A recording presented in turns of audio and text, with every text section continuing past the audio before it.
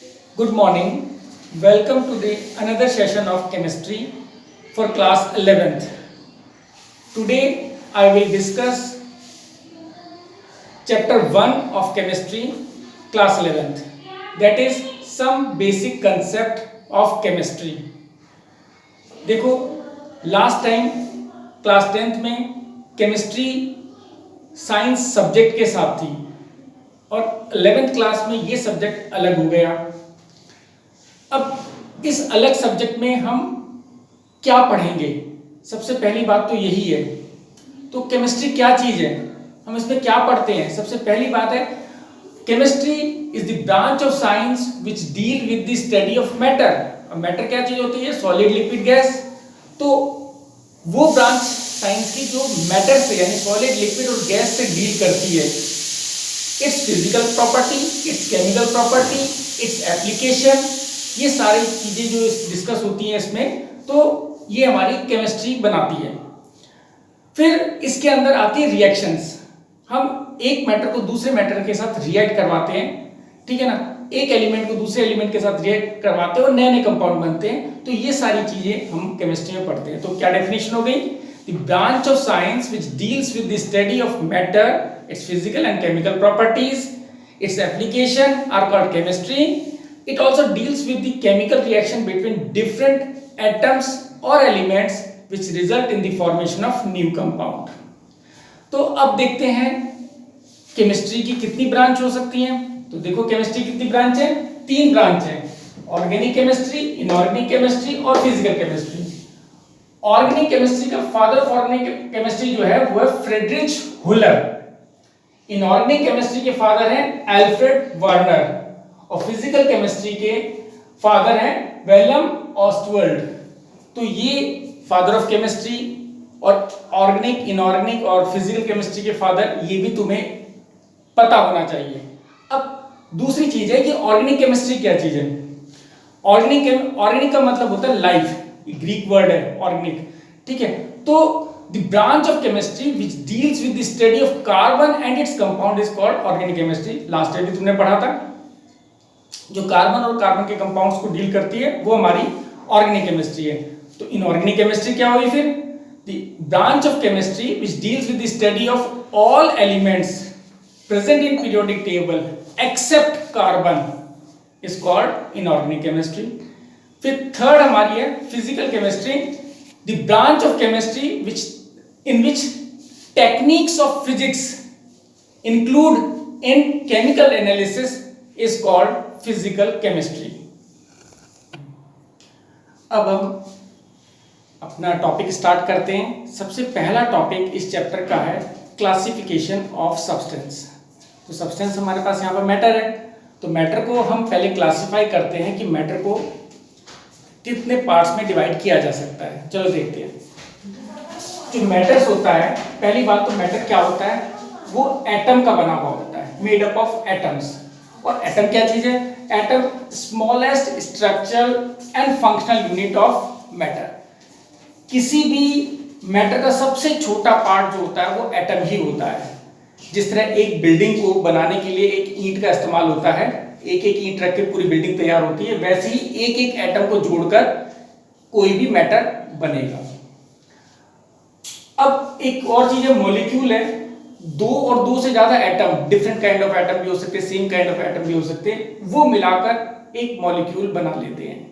जैसे हाइड्रोजन का एटम होता है एक, हाइड्रोजन का एटम दूसरा है, दोनों मिलाकर हाइड्रोजन यानी H2 मॉलिक्यूल बनाते हैं।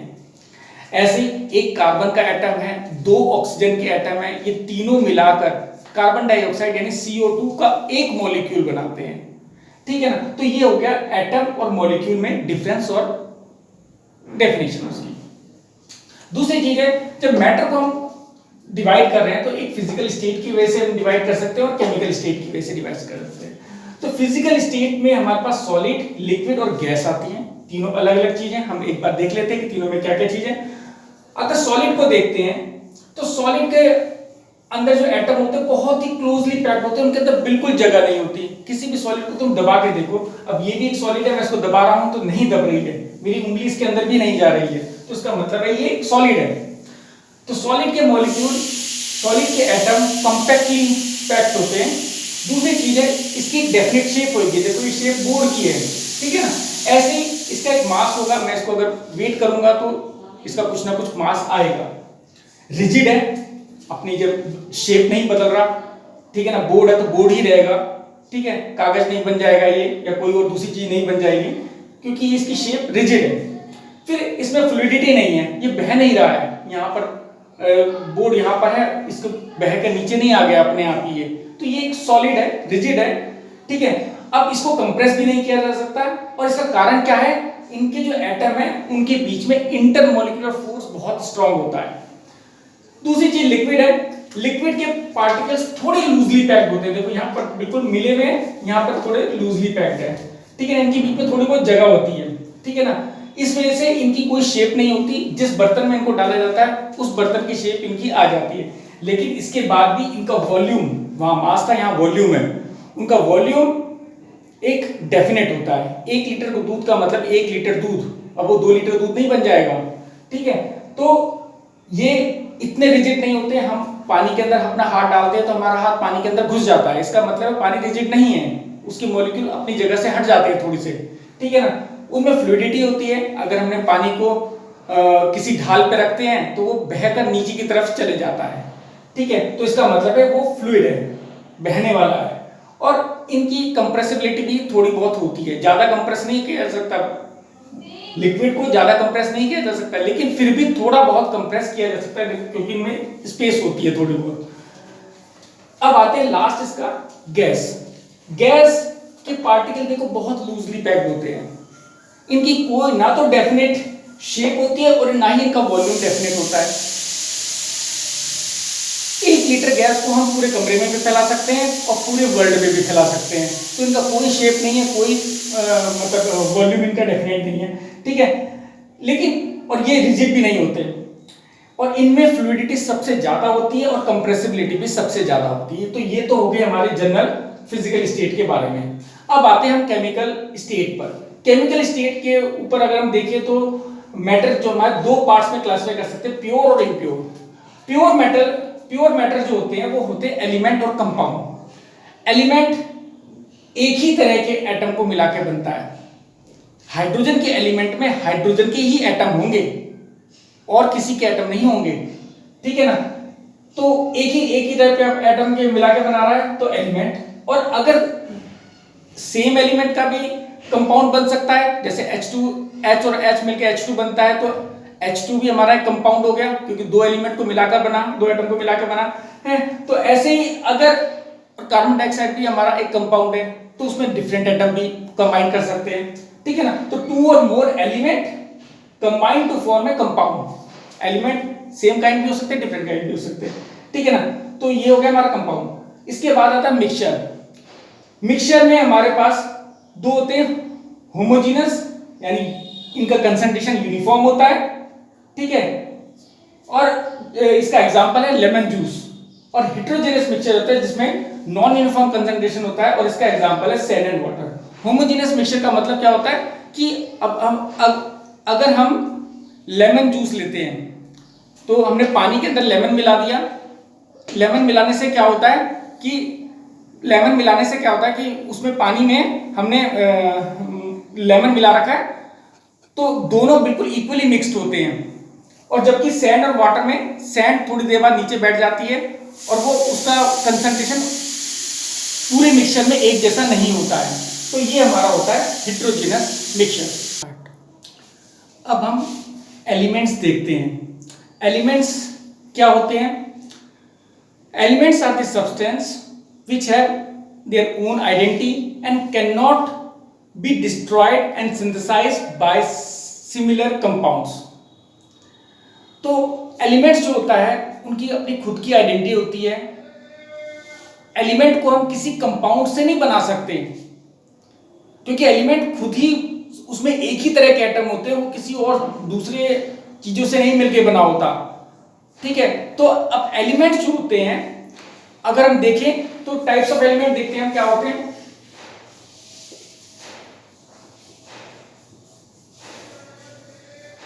टाइप्स ऑफ एलिमेंट में पहले हमारे पास आता है मेटल, दूसरा आता है नॉन मेटल, तीसरा आता है मेटलॉइड। तो मेटल्स जो होते हैं वो the element which loses electron easily are called metals. जो अपने इलेक्ट्रॉन को आसानी से लूज कर सकते हैं वो तो मेटल कहलाते हैं। जैसे कि हमारे पास लिथियम हमारा मेटल है, उसके अंदर से हम इलेक्ट्रॉन आराम से यूज कर सकते हैं। आयरन भी हमारा मेटल है, वो भी इलेक्ट्रॉन को बहुत आराम से लूज कर लेता है। तो हम पहले देखेंगे मेटल की प्रॉपर्टीज क्या होती है। हालांकि ये मेटल की प्रॉपर्टीज तुमने क्लास 10 में पढ़ चुके हो, लेकिन फिर भी हम एक बार और देखते हैं कि मेटल की प्रॉपर्टीज क्या क्या होती हैं, उसको देखते हैं। तो मेटल्स की सबसे पहली प्रॉपर्टी होती है कि वो सॉलिड होते हैं। मेटल सॉलिड होते हैं रूम टेम्परेचर पर, लेकिन एक मेटल ऐसा है जो सॉलिड नहीं है रूम टेम्परेचर, और वो कौन सा है? Hg यानी मरकरी। मेटल जो होते हैं उनके high Mp and Bp, melting और बॉइलिंग पॉइंट उनके बहुत हाई होते हैं। और सबसे हाई मेल्टिंग पॉइंट किसका है? वो है टंगस्टन का। टंगस्टन का हाईएस्ट मेल्टिंग पॉइंट है। मेटल्स जो होते हैं उनकी डेंसिटी भी बहुत ज्यादा हाई होती है। अगली प्रॉपर्टी है हाई डेंसिटी। अब डेंसिटी मतलब बहुत डेंस होते हैं, इनके मॉलिक्यूल बहुत पास पास होते हैं। जिस एटम के मॉलिक्यूल जितने ज्यादा पास होंगे, एक तो एटम कितना भारी है वो, और कितने पास है, उनसे उसकी डेंसिटी पता चलती है। लेकिन अब इसमें भी हम देखते हैं सबसे जो लाइटेस्ट मेटल है, लाइटेस्ट मेटल कौन सा है? वो है हमारा लिथियम। और हेवीएस्ट मेटल कौन सा है? हेवीएस्ट मेटल हमारे पास है ऑस्मियम। ये भी तुम्हें याद करना है। दूसरी चीज है कि मेटल जो होते हैं वो डक्टाइल होते हैं। आर डक्टाइल मतलब इनको खींचकर तार बनाया जा सकता है। तो सबसे ज्यादा डक्टिलिटी किसकी होती है? वो होती है गोल्ड की। गोल्ड सबसे ज्यादा डक्टाइल मेटल है, इसका सिंबल है Au। ठीक है। और इसके बाद एक और प्रॉपर्टी होती है मेटल की, वो सोनरस होते हैं। सोनरस का मतलब है मेटल में एक मेटल की खनक होती है, उसमें एक आवाज होती है। नॉन मेटल को अब गिराने पर इतनी खास वो खनक वाली आवाज नहीं आती, इसीलिए हम मेटल का इस्तेमाल स्कूल की बेल को बनाने या घंटी को बजाने के लिए भी हम मेटल का इस्तेमाल करते हैं, क्योंकि उनमें एक खनक होती है। ठीक है ना, मेटल की आवाज होती है एक। ठीक है ना। अब एक इसकी केमिकल प्रॉपर्टीज की तरफ देखते हैं थोड़ा सा, कि अगर किसी भी मेटल को हम ऑक्सीजन के साथ कंबाइन करते हैं तो वो मेटल ऑक्साइड बनाता है और वो बेसिक होता है। यानी कि मेटल की रिएक्शन अगर हम ऑक्सीजन से कराएंगे तो क्या बनेगा? मेटल ऑक्साइड बनेगा, और ये होगा हमारा बेसिक। ठीक है ना, मेटल ऑक्साइड बनेगा और वो बेसिक होगा। ठीक है ना। एक और प्रॉपर्टी अगर हम देखते हैं तो मेटल्स की प्रॉपर्टी है वो मेलेबल होते हैं। मेलेबल क्या कहते हैं? कि अगर किसी मेटल को अगर पीटते हैं, उसको ठोकते हैं, तो उसकी बहुत लंबी सी चादर बन जाती है। तो यानी इनको थिन शीट ऑफ मेटल में हम कन्वर्ट कर सकते हैं।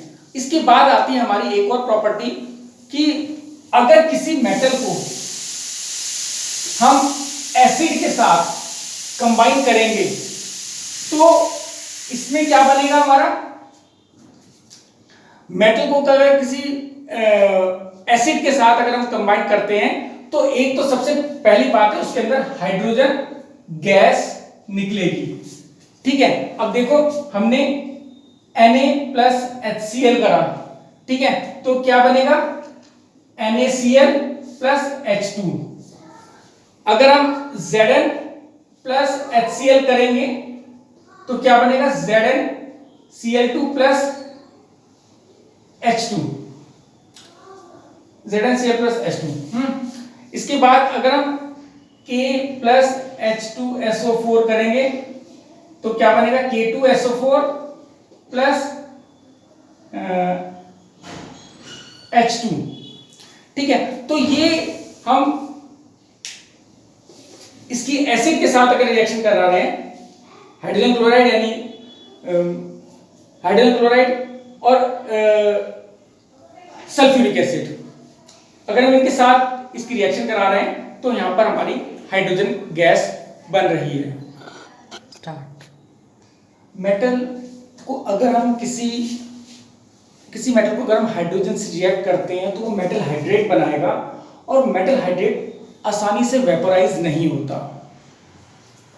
अगली चीज है कि मेटल जो होते हैं वो गुड कंडक्टर ऑफ इलेक्ट्रिसिटी होते हैं, और जिसमें सिल्वर जो है वो बेस्ट कंडक्टर ऑफ इलेक्ट्रिसिटी है, और जबकि लेड वो सबसे लीस्ट कंडक्टर ऑफ इलेक्ट्रिसिटी है। ये याद रखने वाली बात है।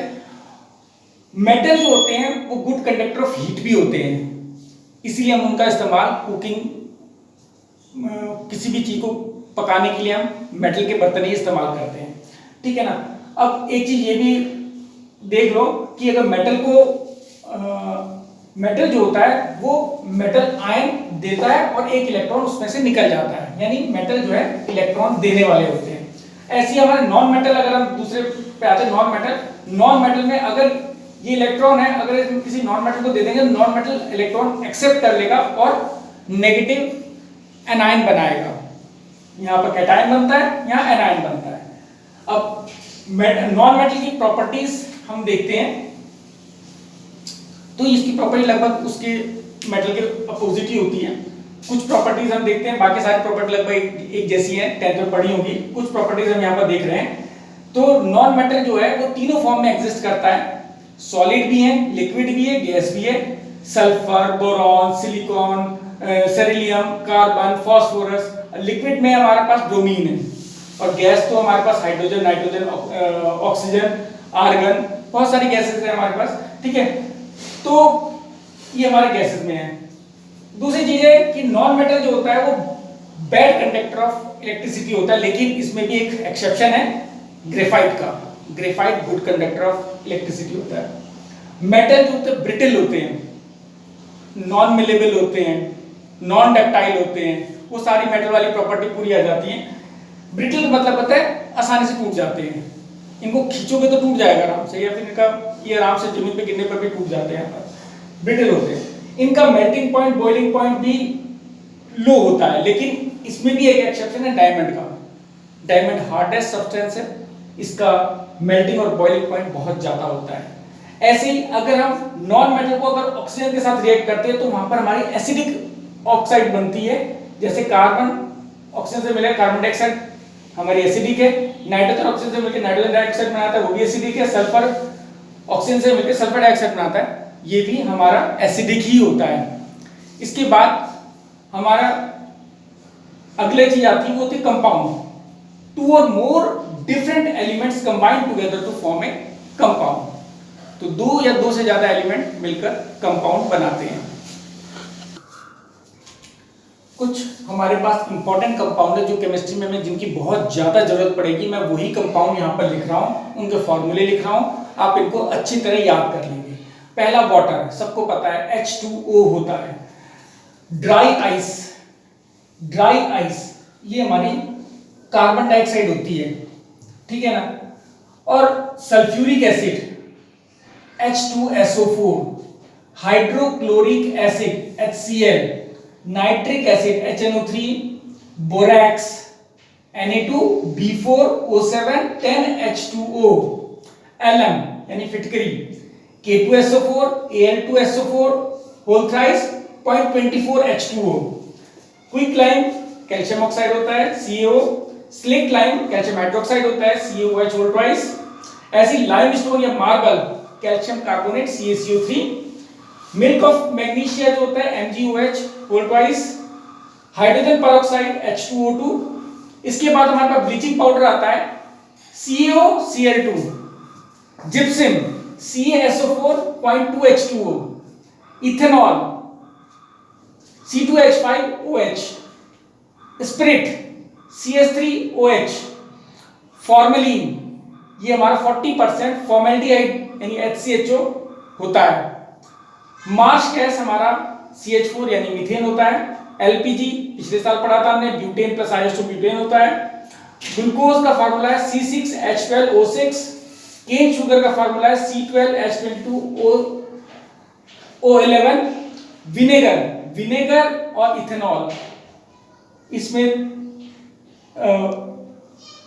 एक ही है ये, लेकिन इसमें ये थोड़ा डाइल्यूट होती है, ठीक है ना। तो विनेगर का भी फार्मूला इसकी जैसा ही होता है CH3COH, ये C2H5OH भी लिख सकते हैं इसको। फॉर्मिक एसिड हमारे पास HCOOH है। बेंजल्डिहाइड यानी बेंजीन में एक एल्डिहाइड ग्रुप लगा हुआ है, इस तरह लिख लो, या C6H5CHO लिख लो। इसके बाद दो और कंपाउंड बचते हैं हमारे पास, एक होता है लैक्टिक एसिड। लैक्टिक एसिड इस तरह का है CH3OH और एक तरफ H और एक तरफ COH, इसको इस तरह भी लिख सकते हैं। ऐसे टार्ट्रिक एसिड होती है, यहाँ पर CHOH CHOH और दोनों तरफ इसके कार्बोक्सिलिक ग्रुप लगे हुए हैं। तो इस तरह हमारे पास ये इंपॉर्टेंट फार्मूले हैं। एक मिनट, अब कुछ और डेफिनेशंस हम देख लेते हैं, इनको मैं बोल रहा हूं, तुम लिख सकते हो तो लिख लेना। मॉलिक्यूल्स जो होते हैं, smallest particle of substance which is capable of independent existence is called molecule. यानी मॉलिक्यूल एक ऐसा सब्सटेंस है जो अपनी इंडिपेंडेंट एग्जिस्टेंस रखता है। हाइड्रोजन एटम H एटम जो होता है, ये हमारा मॉलिक्यूल नहीं है, क्योंकि इसका एग्जिस्टेंस नहीं है, ये एग्जिस्ट ही नहीं करता, ये एग्जिस्ट करता है H2 के फॉर्म में। तो ये हाइड्रोजन का एक मॉलिक्यूल होगा, ठीक है ना। तो इंडिपेंडेंट एग्जिस्टेंस करता है हाइड्रोजन, ठीक है। तो ऐसे सब्सटेंस को मॉलिक्यूल कहते हैं, ठीक है। मॉलिक्यूल जो होते हैं उनको दो तरह से क्लासिफाई कर सकते हैं, एक होते हैं होमोएटॉमिक और एक होते हैं हेटेरोएटॉमिक। होमोएटॉमिक मॉलिक्यूल्स तो हमारा H2 हो गया। हेटेरोएटॉमिक मॉलिक्यूल्स में आएगा जैसे CO2, इसमें दो डिफरेंट एटम हो सकते हैं, या H2O हमारा है, ये भी हमारा जो है हेटेरोएटॉमिक मॉलिक्यूल है, ठीक है ना। और ऐसे ही मॉलिक्यूल पॉलीएटॉमिक भी होते हैं, जिसमें बहुत सारे एटम्स डिफरेंट रेशियो में कंबाइन करके वो पॉलीएटॉमिक मॉलिक्यूल बनाते हैं, ठीक है। तो ये हो जाता है। अब बात हमने आपको पहले ही बता दिया था, कंपाउंड्स जो होते हैं वो दो और दो से ज्यादा एलिमेंट्स को मिलाकर बनते हैं, ठीक है ना। कंपाउंड भी एक मॉलिक्यूल बना लेते हैं, लेकिन कंपाउंड में हम डिफरेंट एलिमेंट्स को यूज करते हैं, ठीक है। और उनमें एक डेफिनेट प्रोपोर्शन में ही कंपाउंड बनेगा। जैसे कि हमारा H2O है, इसमें दो हाइड्रोजन के एटम और एक ऑक्सीजन का एटम मिलाकर H2O बनाएंगे। खाली हाइड्रोजन और ऑक्सीजन मिलाके HO पानी नहीं बन जाएगा, H2O ही पानी होगा। तो ये कंपाउंड बनाने के लिए एक और इनका बनाने का एक तरीका होता है, सुटेबल मेथड होता है। तो अब हम कंपाउंड की कुछ कैरेक्टरिस्टिक देखेंगे। अब हम आते हैं कंपाउंड्स पर। कंपाउंड्स जो होते हैं वो किसी भी एलिमेंट्स के एक डेफिनेट प्रोपोर्शन में मिलाने पर कंपाउंड बनते हैं। Definite proportion of same element by mass.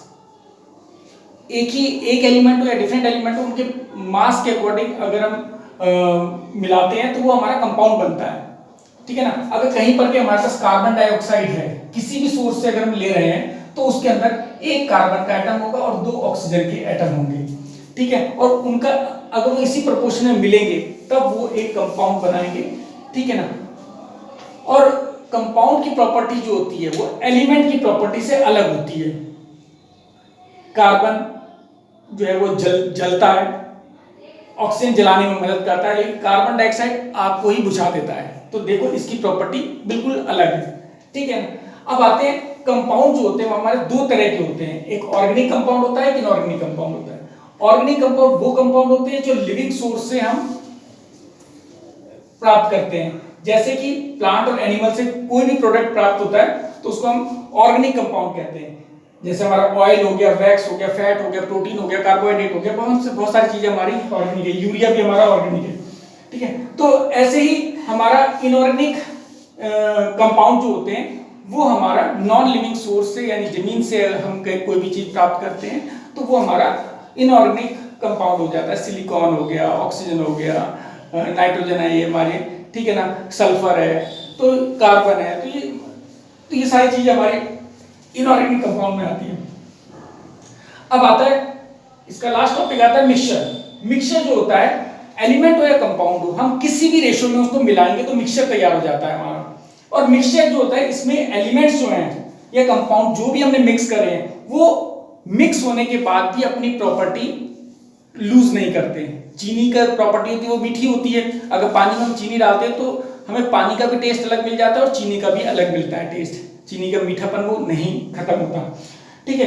तो मिक्सचर भी हमारे दो टाइप के होते हैं, होमोजेनस होते हैं, हेटेरोजेनस होते हैं। होमोजेनस में जो है एक ही तरह का कंसंट्रेशन होता है और हेटेरोजेनस में कंसंट्रेशन में फर्क होता है। चलो एक बात मैं होमोजेनस मिक्सचर इसकी डेफिनेशन बता देता हूं। These mixture have same composition throughout the sample. The component of such mixture cannot be seen under powerful microscope. यानी powerful microscope से भी अगर हम उसके एलिमेंट्स को देखना चाहेंगे तो वो नहीं दिखते क्योंकि पूरी तरह घुल जाते हैं उसमें। They are also called solutions. इनको solution भी कहते हैं। और इसका एग्जाम्पल है एयर है, सी वाटर है, गैसोलाइन है, ब्रास है, ये सारे हमारे मिक्सचर कहलाते हैं। हेटेरोजेनस मिक्सचर में क्या होता है कि उनके दो से ज्यादा फेज होते हैं। The mixture consists of two or more phases which have definite composition, which have different composition. उनका composition भी अलग अलग होता है और उनका फेज भी अलग अलग होता है। इनमें बाउंड्रीज हमें अलग अलग नजर आती है। जैसे हमने सैंड और वाटर को मिलाया तो सैंड थोड़ी देर नीचे बैठ जाएगा और वाटर ऊपर रह जाएगा, तो पॉन्ड वाटर हमारा हेटेरोजेनस मिक्सचर आ जाता है हमारा। तो इनका कंसंट्रेशन भी यूनिफॉर्म नहीं होता। अगर पानी में चॉक डाल देते तो इसका कंसंट्रेशन भी यूनिफॉर्म नहीं होगा, थोड़ी देर बाद चॉक नीचे बैठ जाएगी या फिर कुछ घुली रहेगी, ठीक है ना, तो कंसंट्रेशन यूनिफॉर्म नहीं होता। ऐसे मिक्सचर को हम हेटेरोजेनस मिक्सचर कहते हैं। तो यहाँ हम अपना ये लेक्चर खत्म करते हैं। नेक्स्ट पार्ट में हम एसआई यूनिट और उनके मेजरमेंट के बारे में बताएंगे। Thank you.